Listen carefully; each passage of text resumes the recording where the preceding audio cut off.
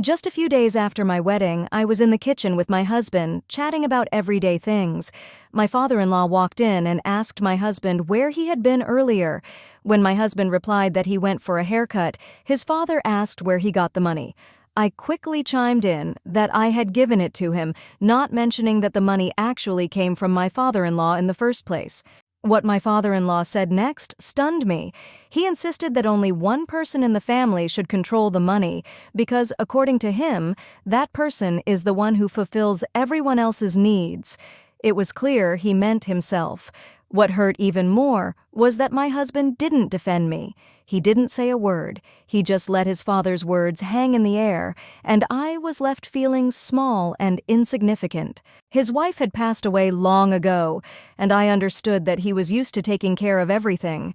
But what followed was a long 3 years while my husband lived and worked abroad.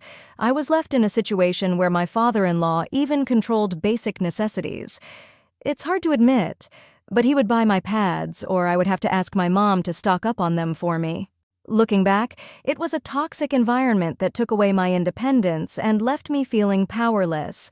Even though those 3 years living with my father-in-law are behind me, the situation hasn't really changed.